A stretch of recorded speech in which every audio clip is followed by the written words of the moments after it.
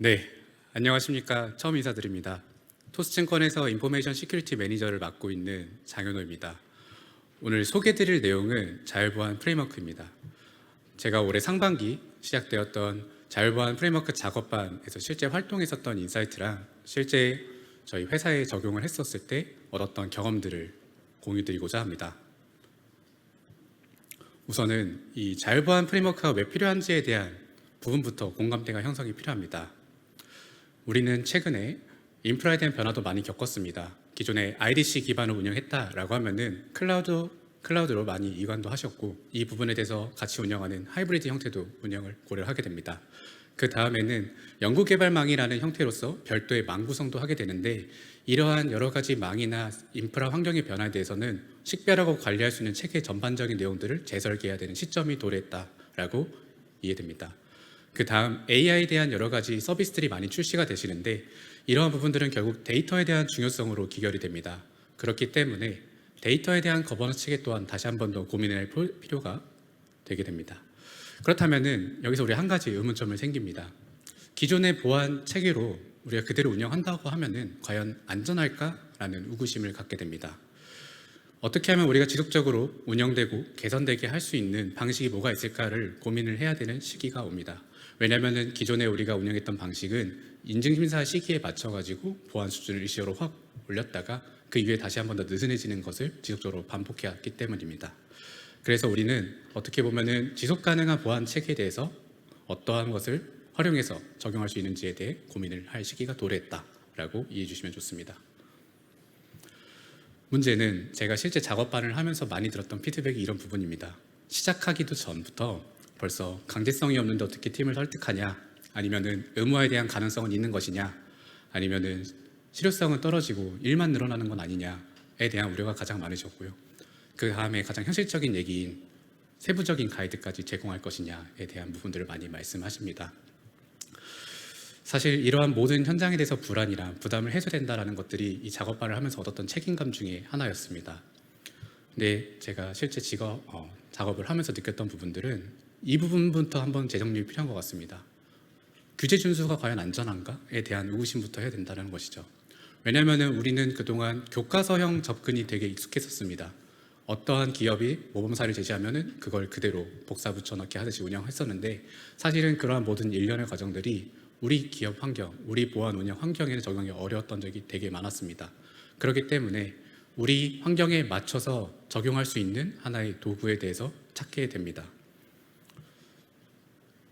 그렇다면 어떻게 설계하고 운영하는 게 이상적인 방식이냐에 대해서 고민을 하게 되는데, 그때 우리는 글로벌 사례를 한번 찾아보게 됩니다.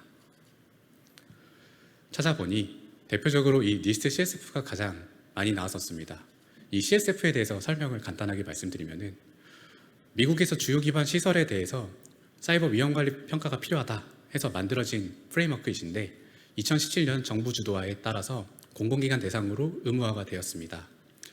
이 프레임워크에 대한 내용들을 좀 더 보게 되면은 6가지 펑션들, 기능들로서 정리가 되어 있는데, 순서대로 거버넌스, 식별, 보호, 탐지, 대응, 복구에 대한 순서로 되어 있는데, 이게 어떻게 보면은 하나의 순환 구조로 설계가 되어 있습니다. 근데 여기서 하나 더 보게 되는 게 버전 2라는 부분입니다. 이전 버전 1은 앞서 말씀드린 거버넌스를 제한 나머지 부분들이 있었습니다. 하지만 이 프레임워크 설계 자체가 각각의 영역에서 우리가 잘 커버리지를 한다라고 하면은 우리는 잘 운영하는 거야 라고 개런티를 하는 형태로서 설계가 되었습니다.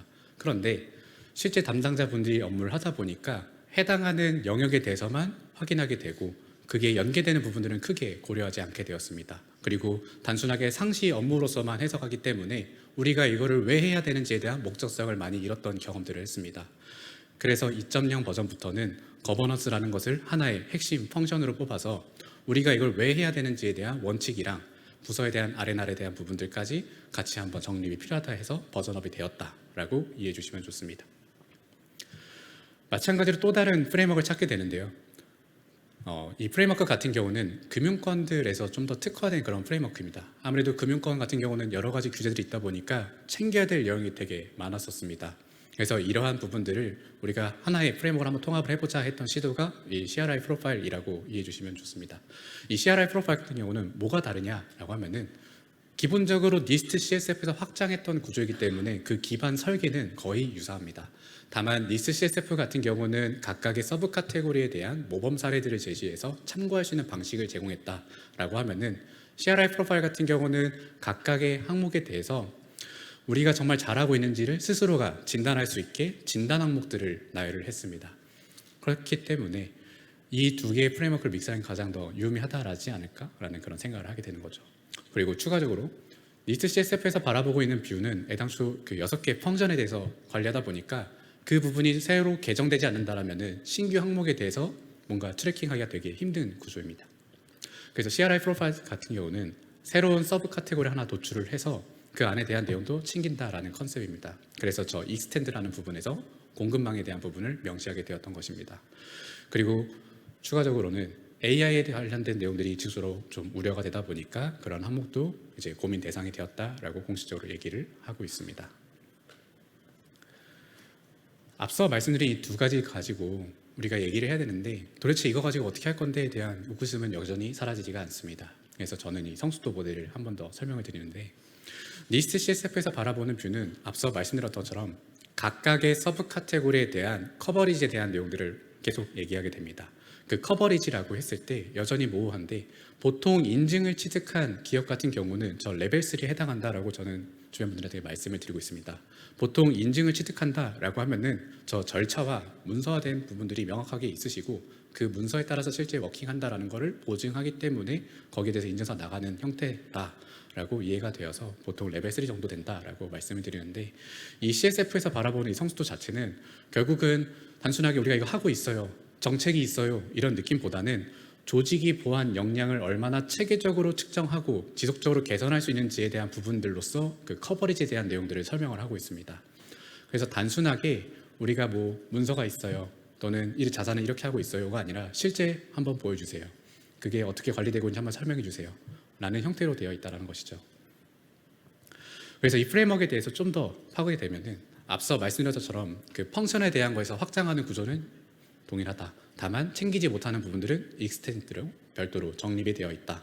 그리고 각각의 서브 카테고리들은 그 해당하는 보안수를 충족할 수 있도록 방향을 제시한다 라는 것이고 니스트 CSF 같은 경우는 그러한 방향성을 참고할 수 있게 모범 사례를 제시하는 부분이고 CRI 프로파일은 그러한 모범 사례들보다도 우리가 정말 잘하고 있는지를 평가할 수 있게 진단 항목들을 제시한다 라고 이해해 주시면 좋습니다.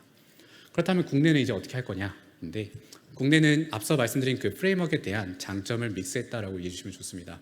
결국은 핵심 펑션들에 대해서 원칙과 세부 원칙을 명확하게 정의를 하고 그 세부 원칙에 대한 방향성과 목표에 대해서 우리가 잘 준수를 할 수 있는지에 대한 현황을 파악할 수 있게 저 성숙도에 대한 레벨과 그 성숙도에 대한 예시를 제시하고 있다라는 것입니다. 결국 그 프레임워크를 설계한다라는 것은 이 명확하게 설계하고 방향성이랑 측정 가능성을 보장해야 된다는 게 가장 핵심이었습니다. 결국은 원칙은 명료해야 누구나 이해할 수 있고 조직이 어떠한 방향성으로 움직일 수 있는지를 한눈에 볼 수 있어야 된다는 것입니다. 그 다음은 세부 원칙에 대한 부분인데 그 세부 원칙도 결국은 무엇을 어떻게 해야 되는지에 대한 부분이 서술되어야 된다는 것입니다. 그리고 이 방향성에 대해서 우리가 정말 잘 따라가고 있는지에 대해서는 그 측정할 수 있는 항목들이 있어야 된다는 것입니다. 이 프레임워크에 대해서 조금 더 디테일하게 말씀드리면은 결국은 하나의 표준을 얘기하는 게 아닙니다. 우리 조직 현황에 맞춰서 설계하고 운영할 수 있도록 제시하는 게 이 프레임워크에 대한 핵심이라고 이해해 주시면 좋습니다. 우리가 기존에 얘기했던 교과서형 접근이 아니라 그 교과서에 대한 틀은 주지만 그 해설지는 각각의 기업이 설계라는 게 가장 큰 핵심입니다. 그렇기 때문에 이 세부 규정 자체를 강제화하는 게 아니라 방향성이랑 구조를 제시한다는 게 이 자율보안 프레임워크의 핵심이라고 이해해 주시면 좋고 이 프레임워크에 대한 활용성 자체는 현재 우리 보안 수준을 판단할 수 있는 지표들로 구성이 되어 있고 그 다음에 이해관계자 간에 소통할 때 쓸 수 있는 지표로도 활용해 볼 수가 있고 우리가 잘하는 것을 더 잘하게 할 수도 있지만 필요에 따라서는 우리가 챙기지 못하고 있는 것도 이 프레임워크를 통해서 확인해 볼 수가 있습니다. 그리고 그 식별된 내용들 중에서 우리가 다음에 뭘 챙겨야 될지 우선순위를 정할 수 있는 지표로도 활용을 해볼 수가 있습니다. 문제는 이 프레임워크 3개를 말씀드렸는데 우리가 뭘 해야 되지? 라고 고민하는 것보다는 저는 오히려 그 프레임워크에 제시하고 있는 원칙에 어떻게 준수할 수 있는가에 대한 고민을 더 치열하게 하는 것을 권장드립니다. 거기에 대한 예시를 하나 말씀드리겠습니다. 실제 이 항목 자체는 그 자율보안 프레임워크에서 제시하고 있는 항목입니다. 어떻게 보면 인증을 획득하고 운영하고 있는 기업에겐 너무나 당연한 부분이다. 자산 식별하는 거, 관리하는 거. 왜냐하면 인증심사할 때 항상 운영현황 명세표와 범위 정에서 자산 목록표를 얘기하기 때문입니다. 이 원칙과 세부 원칙에 대한 내용도 그런 내용들입니다. 자산을 식별하고 체계적으로 관리해야 된다는 게 목표인 거고, 그 목표를 달성하기 위한 방향성에 대해서는 자산 범위 특정하고 관리 기준 설정하고 거기에 따라서 계속적으로 최신성을 유지할 수 있게 업데이트해야 된다는 부분들입니다. 어떻게 보면 되게 당연한 거죠. 근데 이거를 좀 더 잘할 수 있는 방법은 무엇인가 라는 형태로서 성수도에 대한 내용들을 말씀드리게 됩니다. 그래서 자율보안 프레임워크 안에서는 그 잘할 수 있는가에 대한 방향성을 제시할 때 이렇게 성수도 레벨을 4개로 나누게 되는데요. 이 디파인에 대한 내용들을 보시면 제가 앞서 말씀드린 것처럼 인증을 획득한 기업은 보통 디파인 정도 된다라고 말씀드렸습니다. 결국은 자산 식별하고 관리할 수 있는 그런 기준과 절차가 있고 거기에 따라서 운영을 하고 계시는데, 이걸 좀 더 잘하는 기업들이 어떻게 운영하고 있는가를 찾아보니까 클라우드 네이티브하게 운영하는 기업들은 API로서 정보를 다 끌고 올 수 있기 때문에 그 최신성에 대해서 자동화하기가 되게 편하게 되어 있는 부분들이 있었습니다. 그래서 그것들을 정말 빠르게 최신화하고 업데이트하는 방식이 그런 API 기반으로 한다라고 했을 때는 되게 잘하고 있는 기업이야 라고 누가 와도 똑같이 얘기할 수 있는 것이겠죠. 근데 문제는 이렇게 되면 항상 그 얘기밖에 안 나옵니다. 그럼 자동화하는 게 제일 좋은 거네 라고 얘기를 하시는데, 이걸 주의해야 됩니다. 단순하게 우리가 고득점을 해야 돼, 더 잘해야 돼 라는 형태로서 항상 이 자동화에 대한 부분들, 내재화에 대한 부분들만 얘기하다 보니까 그러면 우리는 자산 관리할 수 있는 차세대 사업으로 뭐 새로운 프레임워크를 만들어야 돼, 또는 새로운 플랫폼을 만들어야 돼 이렇게 말씀을 하시는데, 그러한 방향성이 아니라 이 항목 자체가 얘기하고 있는 자산에 대한 부분을 어떻게 식별하고 그 커버리지를 넓힐 것인지에 대한 고민을 먼저 된다는 것입니다. 우리가 잘하고 있는 것을 잘하고 있다라고 평가하는 게 과연 의미 있냐라는 것이죠. 우리가 못하고 있는 것들을 드러내면서 그 그레이 영역들을 줄이는 게 더 잘하고 있는 것이라고 저는 생각을 합니다. 그래서 어떻게 하면 좀 더 잘할 수 있을까를 챙겨보니까 다시 한 번 더 CSF를 보게 됩니다. CSF에서 바라보고 있는 뷰는 이렇게 폴리시 관점, 프랙티스 관점 형태로서 나눠지게 됩니다. 그래서 단순하게 그냥 정책이 있어요, 절차가 있어요, 또는 이러한 형태로서 최신성을 유지하고 있어요 이렇게 소통하는 게 아니라, 이 정책 문제가 실제 프랙티스로 연결됐을 때 어떻게 하면 적용돼서 같이 조화가 되는지들을 평가할 수 있다는 것이죠. 그래서 단순하게 기술적 관점에서 뭐가 됐다라기보다는, 또는 정책이 있다라기보다는 이 두 개가 같이 상호작용하는 형태로서 평가가 이루어진다는 게 이 성수도 모델에서 제시하고 있는 핵심이라고 이해해 주시면 좋습니다. 그래서 좀 더 디테일하게 내려가 보면은 아까 말씀드렸던 그 원칙과 세부 원칙에 대한 내용들을 말씀드렸었는데, 결국은 정보자산을 식별하고 분류하고 체계적으로 관리해야 된다라는 부분들, 그리고 최신성을 지켜야 된다라는 부분들, 그리고 식별되지 않는 부분들에 대해서 챙겨야 된다라는 부분들이 나오게 되는데, 이걸 좀 더 명료하게 하는 방식이 뭐가 있을까를 고민을 하게 됩니다. 보통의 기업들이 자산에 대해서 현행하고 목록화하는 그런 부분들을 보게 되면은 항상 서버, DBMS, 네트워크, 정보보호 시스템, 단말기 이런 식으로 쭈루룩 나열되는데, 그렇게 되면은 실제 관리하고 평가하기가 좀 더 명료해지지 않기 때문에 이걸 좀 더 간소화해보자라고 접근을 해보니 제로 트러스트 관점에서 5가지 필러로 정리되는 것을 확인했기 때문에 그 5가지 항목으로 재정립을 해보게 됩니다. 그 다음에 이 자산에 대해서 최신성을 유지하고 있는가에 대해서 평가를 한다라고 가정을 하면은 결국은 자동화되는 방식이 API 또는 에이전트일 것이고, 또는 담당자가 매뉴얼하게 프로세스 관점으로 업데이트하는 것도 어떻게 보면 최신성을 유지하고 있기 때문에 크게 잘못되지 않다라고 판단해 볼 수도 있는 것이죠. 이런 것처럼 각각의 항목들에 대해서 제3자가 평가해도 동일한 결과가 나오게 설계하는 게 이 자율보안에서 각 기업 담당자가 고민해야 되는 요소라고 생각합니다. 그래서 실제 지표화를 한다라고 하면은 이렇게 예시를 만들어 볼 수 있습니다. 자산의 영역을 크게 5가지로 나누고 각각의 영역에 대해서 우리가 계속적으로 최신화할 수 있도록 하는 게 충족된다라고 판단해 볼 수 있다는 거죠. 그게 오토메이트가 되었던 또는 매뉴얼하게 하던 그 결과 자체가 결국은 성수도 관점에서 커버리지에 대한 부분들이 계속적으로 업데이트된다라고 보장하면은 그게 점수를 획득할 수 있는 구조라는 것이죠. 또는 아예 챙기지 못하고 있다라고 하면은 결국 미관리 대상이니 내년도에 우리가 챙겨야 될 영역이라고 판단해 볼 수도 있는 것이죠. 관리적인 관점에서 보면은 제가 아까 인증 획득한 기업은 보통 레벨 3에 해당한다라고 말씀드린 것처럼 자산에 대해서 그 특정 시기마다도 충족을 한다라고 하면 3점을 부여할 수 있는 거고, 매일매일 하고 있다라는 거는 결국은 어떠한 부분들이 계속적으로 오토메이트 되었다라고 판단해 볼 수 있으니 이건 되게 잘하는 거야 라고 해서 5점을 줄 수도 있는 것이죠. 조금 서론이 길었는데, 이러한 내용들을 쭉 추합을 하다 보면은 우리 기업이 잘하고 있는 것과 못하고 있는 것에 대해서 명확히 이해해 보실 수가 있습니다. 지금 이 항목 하나를 예시 들었지만 앞서 말씀드렸던 CRI 프로파일 기준으로는 118개에 대한 항목을 이러한 형태로서 재정립이 필요한 것이죠. 이렇게 되면은 결국 우리가 거버넌스 단에서 챙겨야 되는 거, 식별 단에서 챙겨야 되는 거, 보호 단계에서 챙겨야 되는 이런 일련의 모든 항목들을 다 쪼개서 볼 수 있고, 우리가 현재 잘하고 있는 것은 더 잘할 수 있게 할 수 있는 그러한 현황들을 파악해 볼 수가 있는 것이죠. 보통 글로벌에서 이러한 작업들을 프로파일화라고 말씀을 드립니다.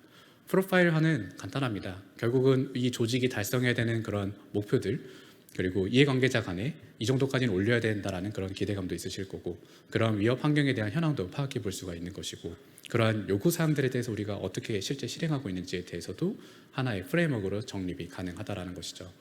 실제 그 프레임워크를 기반으로 평가를 하게 되면 현재 우리의 현황을 볼 수 있습니다. 그게 보통 커런트 프로파일이라고 말씀을 드리고, 결국은 이 못 챙기고 있는 부분 또는 우리가 잘하고 있는데 좀 더 고도화를 해야겠다라고 타겟팅하는 것이 결국 타겟 프로파일이라고 재정립이 가능합니다. 실제 저희도 한번 평가를 해봤는데요. 정말 뭐랄까요, 감각적으로 우리가 못하고 있어 라고 얘기했던 것들, 또는 우리가 감각적으로 이거 우리 정말 잘하고 있어 라고 했던 부분들에 대해서 실제 평가를 해보니까 생각보다 유의미한 데이터들이 많이 나왔습니다. 왜냐하면 우리가 잘하고 있다라고 했던 부분들이 생각보다 못 챙겨지고 있었던 부분도 있었고, 아예 못 챙기고 있었는데 인지도 못했던 부분도 또 나왔었습니다. 이런 것처럼 이 프레임워크가 바라보는 표는 우리가 커버리지하지 못하는 영역들에 대해서 하나의 프레임워크로 정립을 해서 확인할 수 있다는 게 가장 큰 장점입니다. 그래서 저희가 실제 평가를 했을 때 자산에 대한 스코프를 먼저 정립을 했고, 그 안에 성수토에 대한 부분도 하나하나 다 재정의를 해봤습니다. 그리고 그 서브 카테고리별로 이러한 기준으로 판단을 하겠다라는 항목도 다 정의를 하고 실제 평가를 하니 이런 유의미한 결과가 나왔다라고 이해주시면 좋겠습니다. 실제 이 평가 기반으로 저희는 하반기 OKR도 만들고 내년도에 어떤 것들을 챙겨야 되는지에 대한 리스트도 따로 추출을 했습니다. 그만큼 유의미한 작업이었다라고 저희는 판단을 하고 있습니다. 실제 이 평가를 하면서 느꼈던 4가지가 있는데, 결국 이 4가지를 기반으로 이제 하나씩 확대를 하시면은 되게 유의미한 지표들을 얻으실 수 있을 거라 기대를 합니다. 어떻게 보면 자산 관리는 너무나 당연하다라고 계속 말씀드리는데, 이 자산에 대해서 목록을 작성하고 뭘 보여야 될지에 대한 부분이 의사결정이 되면은 결국은 그 안에서 우선순위도 나오시게 될 겁니다. 그 우선순위라고 했을 때도 정말 서비스 단위로 쪼개도 되고 또는 클러스터 단위로 잘려도 크게 문제는 없습니다. 결국은 우리가 지켜야 될 자산에 대한 그 구분이 필요하다는 게 핵심이라는 것이죠. 그리고 서두에 데이터에 대한 부분도 말씀드렸는데, 이 데이터가 결국 어느 곳에서 어느 곳에 흘러가는지에 대한 전반적인 흐름들을 도식화할 수 있다라고 하면은 자산관리 측면에서는 되게 이상적인 목표에 도달했다라고 말씀드릴 수가 있습니다. 자산관리는 그렇대. 프로텍트 관점에서는 뭘 붙어야 되냐라는 질문도 많았었습니다. 실제 해보니까 유저 관점에서, 그리고 우리가 쓰는 단말 관점에서 이게 어떻게 내부 인프라를 접근하는지에 대한 부분이 명확하게 정리가 되었다라는 것입니다. 결국은 그걸 어떻게 정리하냐라고 하면은 이 최소한에 관한 원칙이라는 단어를 너무 많이 들어보셨을 텐데, 그 부분이 정말 잘 동작하는지를 보려면은 접근 권한을 부여하는 일반적인 일련의 과정들에 대한 라이프 사이클을 한 번 더 확인이 필요하다는 것이죠.